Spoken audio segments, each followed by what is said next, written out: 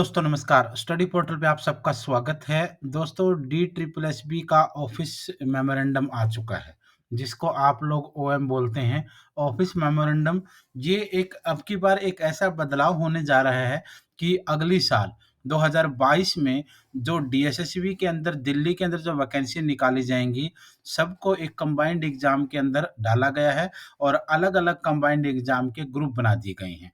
चाहे वो पीआरटी की वैकेंसी हो, चाहे वो टीजीटी की हों, चाहे वो पीजीटी की हों, चाहे वो क्लेरिकल हों, चाहे वो टेक्निकल हों, नॉन टेक्निकल हों, टीचिंग वाली हों, सबके लिए कॉमन एग्ज़ाम होंगे और सबके अपने-अपने ग्रुप बना दिए गए हैं। उनको भी आप लोग एक बार देख सकते हैं।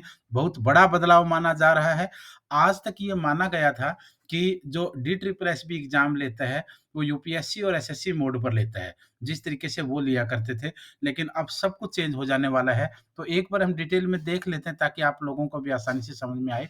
This is in continuation of the even numbered of OM dated 7/10/2021। 7/10/2021 को जो ऑफिस मेमोरेंडम आया था, उसी का ये आगे का पार्ट है रिगार्डिंग द कंबाइंड एग्जामिनेशन को लेकर के। DSSB had notice the holding combined examination for specified cadre post of government of NCT of Delhi and the local bodies from the year 2022 onward। जो डीएसएसबी है वो combined examination लेने जा रहा है। जो भी दिल्ली एनसीटी ऑफ दिल्ली के अंदर और लोकल बॉडीज के अंदर जो पोस्ट हैं उनका 2022 से शुरू करेगा ये। Such combined examination will ensure faster conduct of examination. इस तरीके के जो कंबाइंड एग्जामिनेशन है उनका फायदा ये होगा कि ये एंश्योर करेंगे faster conduct of examination, exam को जल्दी जल्दी कंडक्ट करवाने में and filling of of notified vacancies, और जो वैकेंसी का पता चलता है उनको भरने में बड़ी आसानी रहेगी। Such examination will also benefit candidates as they don't have to appear for the multiple examination of the post with similar qualification and work profile.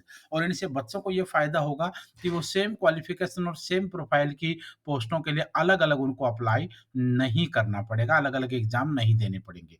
आगे कहता है कि D triple S B has further analysis of RRS minimum qualification and work profiles of various post cadre of GNCTD government of national capital आपका रहेगा MCD NDMC and their autonomous bodies।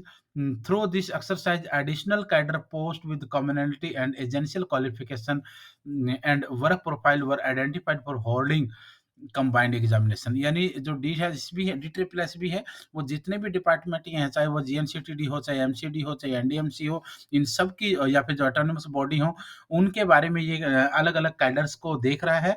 और post और commonality of examination, same same qualification की जो post हैं और work profile की जो पोस्ट हैं, उनको भी एनालिसिस कर रहा है। While some of the additional cadre post have been merged, कुछ एडिशनल कैडर की पोस्ट उनको मर्ज किया जा रहा है और कुछ के ग्रुप बनाए जा रहे हैं। For other such cadre post new groups have been proposed, कुछ के नए ग्रुप बनाए जा रहे हैं, ये मैंने बताया। Based on this total 25 groups याद रखिएगा, 25 ग्रुप्स हैव बीन स्ट्रक्चर्ड बनाए जा चुके हैं to cover the following 115 cadre post. 115 cadre post के लिए टोटल 25 ग्रुप जो है वो बनाए जा चुके हैं। Thereby reducing the number of annual examination considerably, ताकि जो एनुअल एग्जामिनेशन हैं उनको कम किया जा सके। Hence in presence of the in principle approved by HE Lieutenant Governor for the proposal of examination combined examination, DSSB will start the process of conduct of combined examination for the following cadre। किस किस तरीके से cadre बने देखिए आप लोग, ये 8 post हैं। 8 पोस्ट आप मान सकते हो जूनियर इंजीनियरिंग सिविल की। इसमें डिप्लोमा आपका ये चाहिए होता है और यहाँ ऐसे आती हैं ये। तो इन सब का एक ग्रुप बना दिया गया है। उसके बाद जूनियर इंजीनियर इलेक्ट्रिकल के लिए आप देख सकते हो 1, 2, 3, 4, 5 होता था। तो यही क्वालिफ़िकेशन होते हैं, यहाँ ऐसे-ऐसे वैकेंसी आती थी, तो इनका एक ग्रुप बना दिया कंबाइंड एग्ज़ाम के लिए। छठी भी आ जाएगी इसके अंदर। उसके बाद आप देख सकते हो सेक्शन ऑफिसर इलेक्ट्रिकल के लिए इन दोनों का एक ग्रुप बना दिया गया, यहाँ दोनों जगह वैकेंसी आती थी तो इनका कंबाइंड हो जाएगा। ग्रुप 4 के अंदर पीए2 सेक्रेटरी रखा, एलडीसी रखा, junior stenographer stenographer English, stenographer Hindi, LDC और जूनियर सेक्रेटरीएट असिस्टेंट ये सब रखा गया। इसके अंदर आप लोगों को आप देख सकते हैं फील्ड कलर का भी रहेगा। ये सब जगह पोस्टें आती थी, इन सब का भी आपके लिए एक बना दिया गया है। उसके बाद ग्रुप 5 के अंदर आप देख सकते हो ये सारी की सारी पोस्टों के लिए आपका ग्रुप 5 वाले इतनी सारी जो थी इन सबको मर्ज करके आपके लिए 12th पास और इक्विवेलेंट होता है, सबका क्वालिफिकेशन सेम होता है और ये अलग-अलग डिपार्टमेंटों में आपको वैकेंसी दिखती थी, तो इन सबको कंबाइंड एग्ज़ाम के अंदर डाल दिया गया है। इधर देखिए आप लोग ग्रुप 6 देखिए, ग्रुप 6 टीचिंग वालों के लिए है। जो पीआरटी लेवल होता है, जो नर्सरी लेवल होता है, ठीक है? जो प्राइमरी लेवल होता है, उसके लिए है ये। अब देखो असिस्टेंट टीचर प्राइमरी का टीचर प्राइमरी का qualification 12th equivalent 2 year diploma certificate course elementary teacher education course junior basic training course और आपका बैचलर एलिमेंट्री और रिकॉग्निशन सब सेम है। तो यहाँ पर आप लोगों को ये दिखता था एनडीएमसी में वैकेंसी आती है, डायरेक्टर ऑफ एजुकेशन में आती है, एमसीडी में आती हैं। इन सबको एक ग्रुप नंबर 6 के अंदर डाल दिया गया है। उसके बाद आप लोग ये सब देख सकते हैं, यहाँ पर भी आपके लिए सेम है। स्टोर कीपर स्टोर सुपरवाइजर के लिए आपका एक बना देगा क्योंकि मैट्रिकुलेशन इसके अंदर मांगा जाता है, कोई दिक्कत नहीं है, सबके लिए बराबर चीज़ें रहेंगी। उसके बाद आप देख लो ड्राइवर एलएमवी, ड्राइवर मेल जी सबके लिए एक बना देगा क्योंकि मैट्रिक इसके अंदर चाहिए होता है, यहाँ-यहाँ वैकेंसी आती थी। अब आगे आप देखिए अलग-अलग सब जगह देख सकते हैं आप लोग, सबका मैं आपको बता रहा हूँ।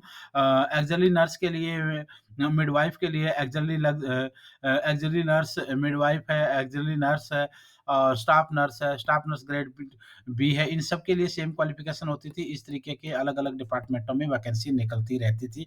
तो इनका ग्रुप बना दिया गया 30 नंबर का।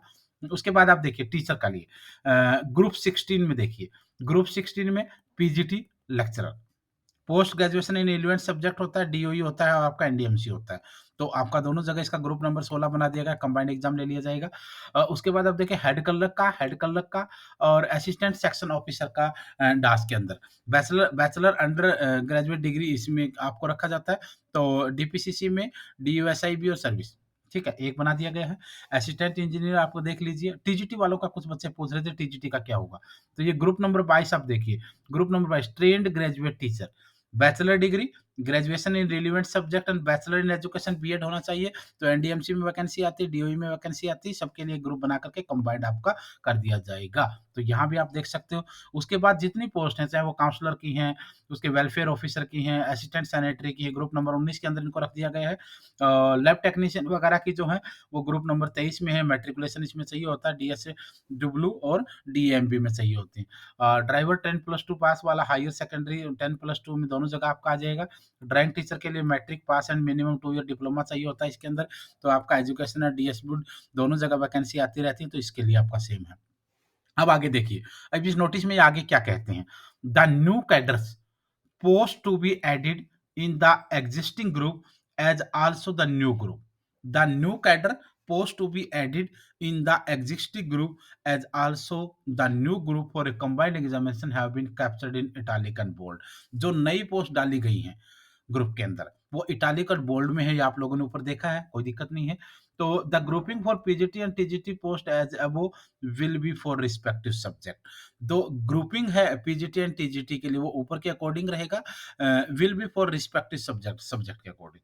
Such combined examination will lead to improve outcome for candidates as the same candidate will not be nominated for multiple posts and as possibility of vacancies remaining unfilled will be reduced. एक ही व्यक्ति को अलग-अलग multiple post के लिए select नहीं किया जाएगा, जो रिमेनिंग अनफिल्ड पोस्ट होंगी वो रिड्यूस्ड हो जाएंगी। They aim to reduce the number of annual examination from 115 to 25 and optimise the time. और ये कहता है कि जो एनुअल एग्जामिनेशन होते हैं 115 एग्जाम जो हुआ करते थे, 115 जो एग्जाम हुआ करते थे, उन 115 एग्जाम को 25 एग्जाम के अंदर ला दिया जाएगा इसके द्वारा।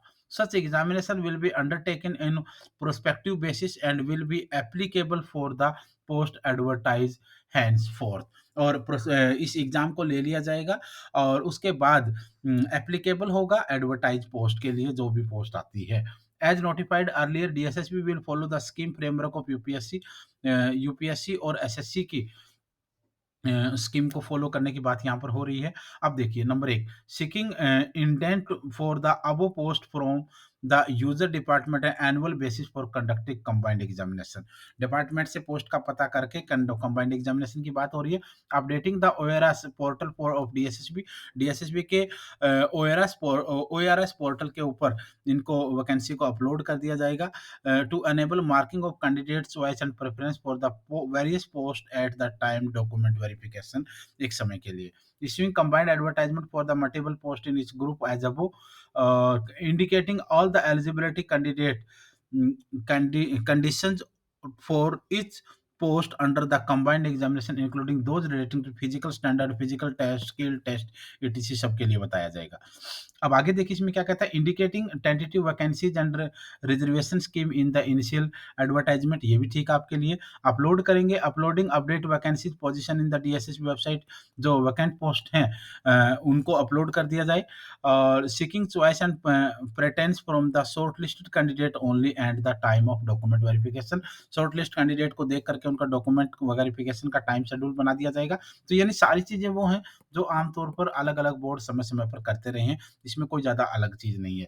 The above scheme framework will be operationalised for the combined examination only and on prospective basis prospective basis के ऊपर ही इनको लिया जा रहा है the board will start issuing the advertisement for such combined examination for the above post cadre of the user department and conduct them from the year 2022 इसको 2022 से इन इस तरीके की पोस्टों के लिए कार्रवाई डीएसएसबी कर रहा है यानी इसका मतलब ये है कि डीएसएसबी के अंदर अगले साल वैकेंसी 101% आएंगी इसमें कोई डाउट आपका नहीं है the detail of vacancies available in each of the above group सभी जो ग्रुप बनाए गए हैं आपने ऊपर देखा है 1 से लेकर लास्ट तक उनके अकॉर्डिंग आपको एक बार अच्छे से देख लेना है। टोटल ग्रुप कितने बना दिए गए हैं आप देखिए एक बार, टोटल ग्रुप जो हैं वो 25 ग्रुप बना दिए गए हैं। अब इसी के अकॉर्डिंग आपकी वैकेंसीज़ आगे का प्रोसेस वैकेंसी फिल अप करने का रहा करेगा।